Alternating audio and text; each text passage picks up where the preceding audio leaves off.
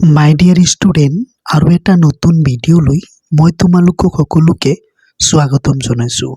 ছাত্ৰ ছাত্ৰীসকল, আজিৰ ভিডিঅ'টোৰ পৰা আমি শিকিবলৈ গৈ আছোঁ পাষ্ট টেন্স। পাষ্ট টেন্সৰ এটা ভাগ পাষ্ট কণ্টিনিউৱাছ টেন্স। পাষ্ট টেন্সৰ এটা ভাগ past continuous tense. Past continuous টেন্সৰ বিষয়ে আমি সম্পূৰ্ণৰূপে শিকিবলৈ গৈ আছোঁ। তো আগৰ ভিডিঅ'ত আমি শিকিছোঁ পাষ্ট ইনডিফিনিট টেন্স মানেনো কি। তো আজি শিকিম পাষ্ট কণ্টিনিউৱাছ টেন্স মানে কি। তো ইয়াৰ টেন্সৰ ওপৰত মই বহুতো ভিডিঅ' বনাইছোঁ।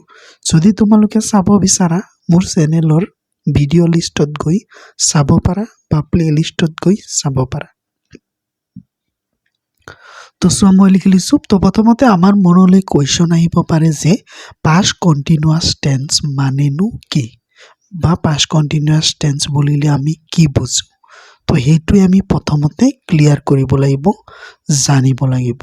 তো চোৱা, কোনো এটা কাম হ'ব, কোনো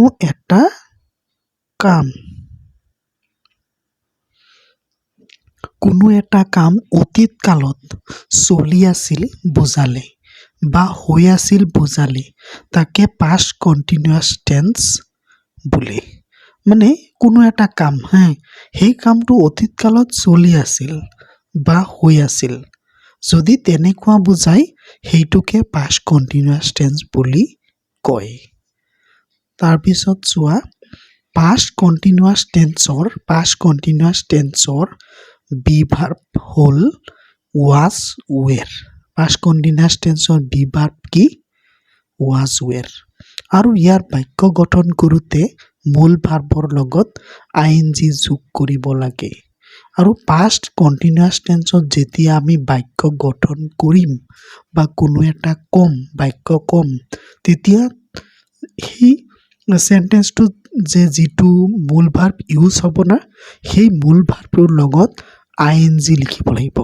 ধৰি লোৱা গয়িং, কাম, কামিং, এনেকুৱা মানে মূল ভাৰ্বটোৰ লগত আইএনজি যোগ দিব লাগিব। ঠিক আছে।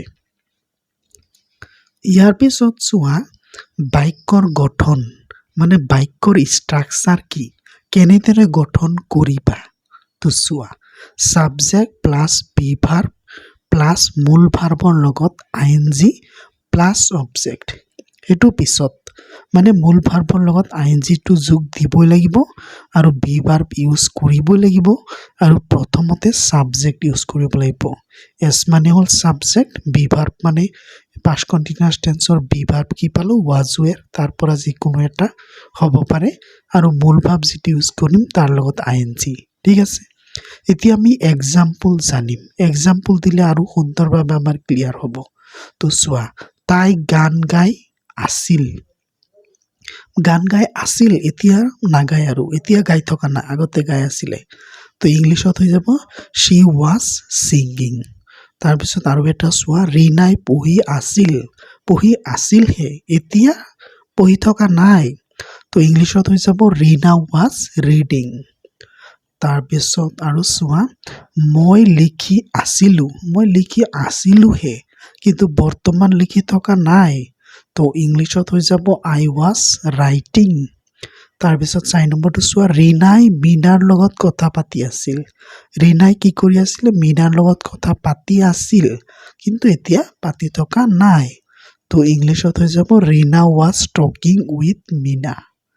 তো মোক লাগিছে তোমালোকে খুব সুন্দৰভাৱে বুজি পাইছা পাষ্ট কণ্টিনিউৱাছ টেন্স মানেনো কি, ইয়াৰ বিভাৰ্ব কি, আৰু এক্সাম্পল কি, বাক্যৰ গঠন কেনেকৈ কৰে, আৰু পাষ্ট কণ্টিনিউৱাছ টেন্সৰ বাক্য আমি কেনেকৈ বনাব লাগে, গোটেইখিনি শিকিলা তোমালোকে। তো এনেকুৱা ধৰণৰ ভিডিঅ' চাবলৈ মোৰ এই চেনেলটো ছাবস্ক্ৰাইব কৰি ৰাখা। ধন্যবাদ।